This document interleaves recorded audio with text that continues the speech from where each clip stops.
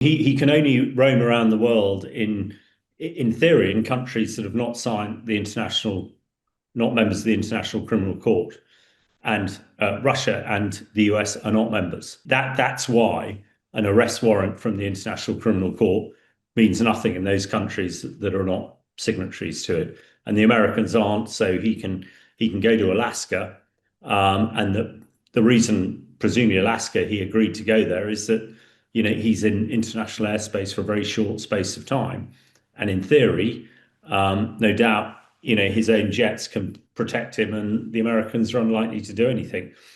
So unless there is somebody else in Alaska who arrests him, who's not American, then he that is the loophole. He can operate exactly how he sees fit, and presumably he wouldn't have gone anywhere where potentially he could be arrested. And he certainly, since that arrest warrant was issued in 2023, he hasn't gone to any country that might arrest him for those crimes. So, yeah, that's unfortunately realpolitik. That is just the way it is.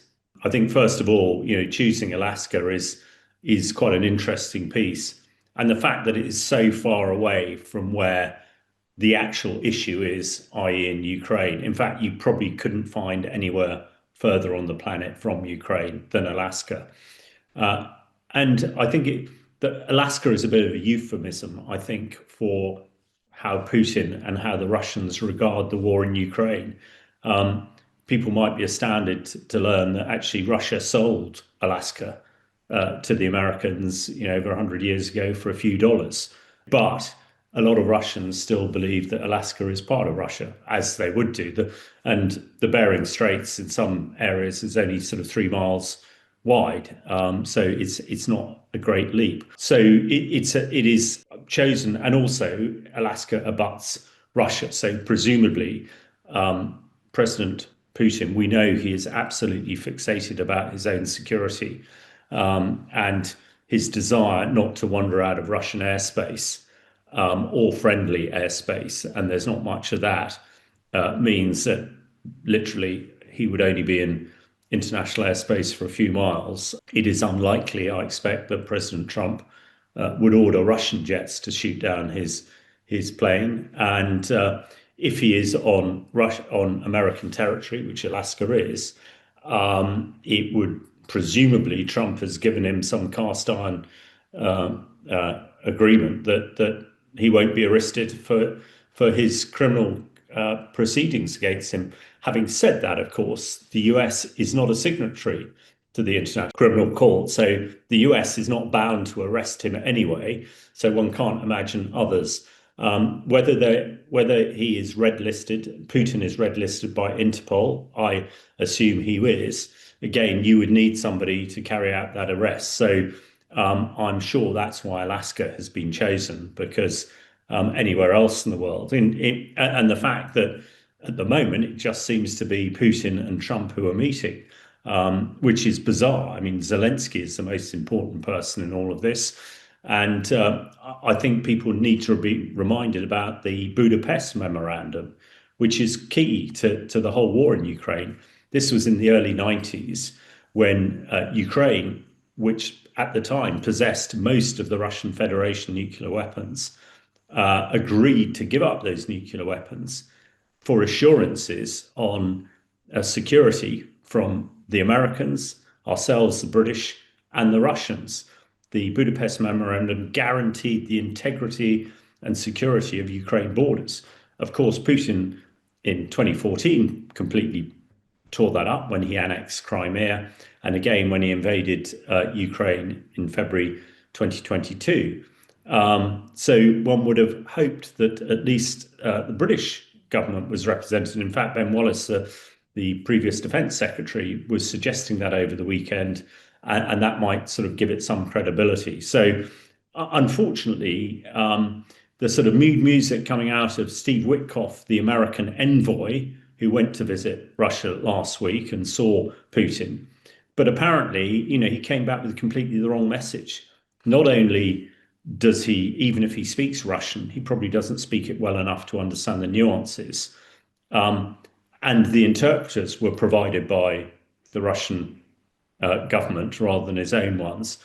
And he came back and told Trump that the Russians would move out of the four oblasts, which they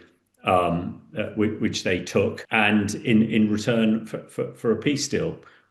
Apparently, what Putin had said is completely the opposite. The Russians wanted all four oblasts and the whole place, whereas actually Russia only controls about 50% of them, and that's got lost in the sort of the trade. So, and unfortunately, Putin does appear to be the master deal maker, whereas Steve Witkoff is not even a trained diplomat. He's a real estate dealer.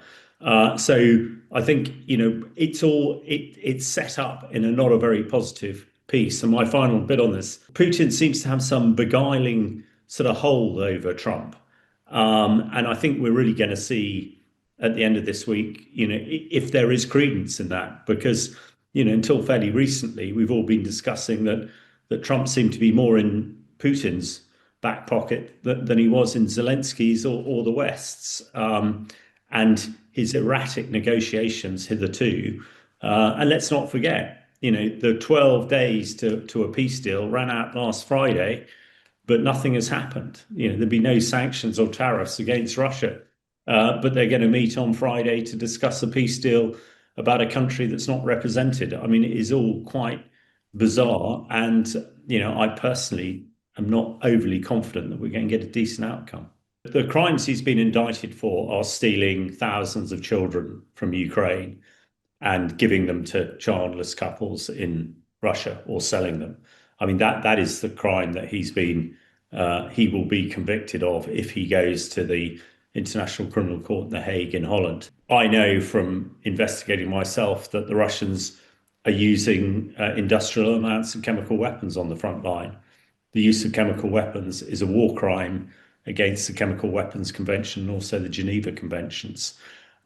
We know that Russian forces have attacked schools and hospitals.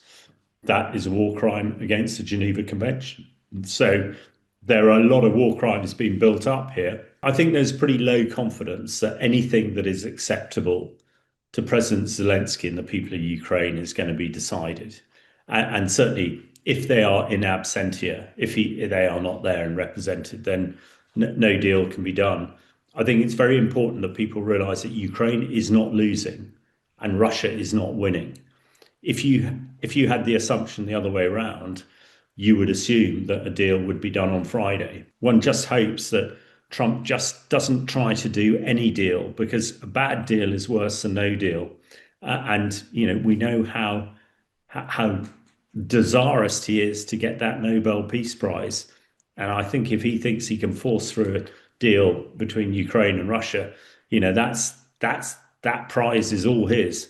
But it'll be meaningless unless it's a just peace for Ukraine. And the final bit, none of the other old Soviet Union countries like Latvia, Lithuania, and Romania and Bulgaria, none of them think that Putin will stop at Ukraine. He said they won't. So it's much more important to us this side of the pond and in Europe than, unfortunately, it is for the Americans. And to try and do a deal as far away from Ukraine as you can get on the planet, does not fill me or anyone, I expect, with a great deal of confidence.